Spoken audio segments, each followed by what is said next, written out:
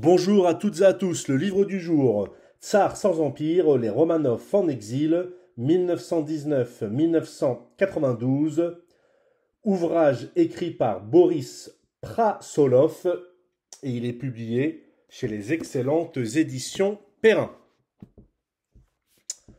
Cet ouvrage est un récit historique qui explore l'exil tumultueux des membres de la dynastie Romanov après la révolution de 1917.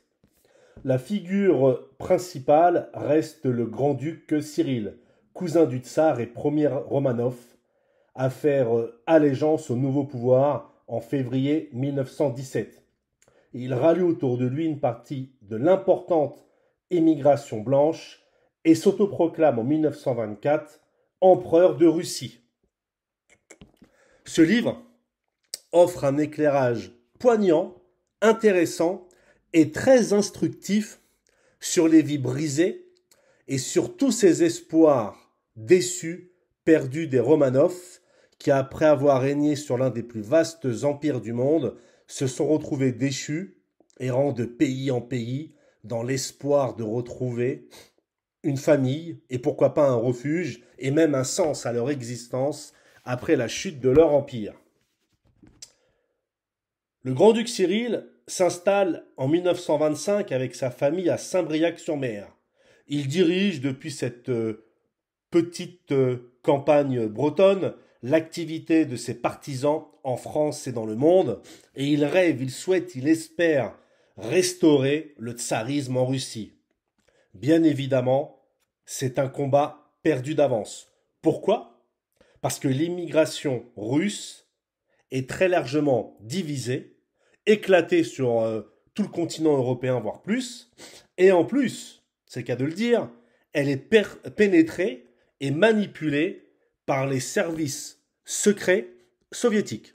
Alors l'auteur s'attache à retracer le destin de ce Romanov qui a vécu la Révolution, et on peut dire que la narration, elle est détaillée, elle est vivante, elle est foisonnante. Il décrit bien évidemment les derniers feux du tsarisme et surtout comment ils ont vécu en exil, comment ils ont tenté, oui, de reconstruire, de recréer une cour impériale avec de nombreux défis qu'ils ont dû affronter, défis qui étaient très très compliqués, comme on peut s'en douter, pour une famille en exil. Et il y avait également des difficultés sur le plan matériel, moral et politique.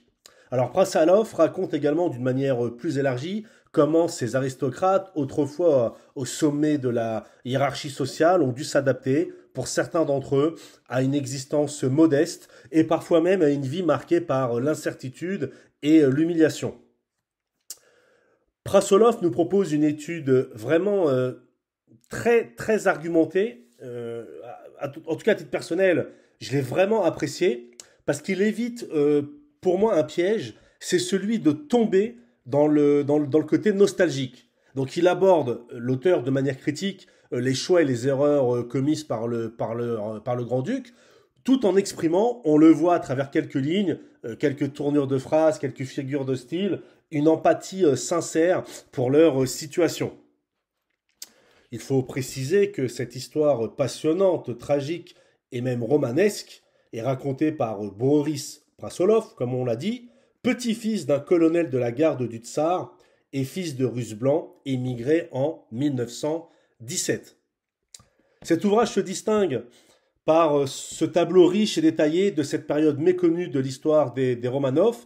Et le plus important pour moi, c'est qu'il est accessible aux lecteurs non spécialistes. Parfois, lorsqu'on étudie une période compliquée, si on n'a pas quelques armes, on peut vite être dépourvu ou épuisé d'avance par la masse d'informations qu'il y a à ingurgiter. Et Prasolov, justement, réussit à nous rendre cette lecture très fluide, parce honnêtement, il écrit vraiment très bien.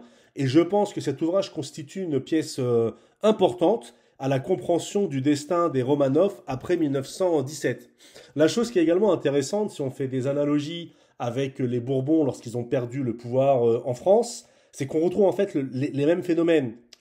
Les trahisons, les espoirs déçus, les fausses nouvelles, les manipulations des services étrangers.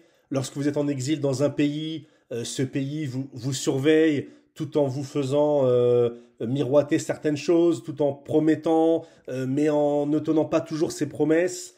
Et puis il y a toute cette foule oui, d'aristocrates, que ce soit pour les Bourbons ou pour les Romanov, qui promettent monts et merveilles, et finalement, lorsqu'il faut passer à l'action, il y a plus grand monde. Donc c'est vrai qu'il y a des analogies assez intéressantes à faire avec cet exil volontaire des Bourbons après la Révolution et l'Empire, et cet exil des Romanov.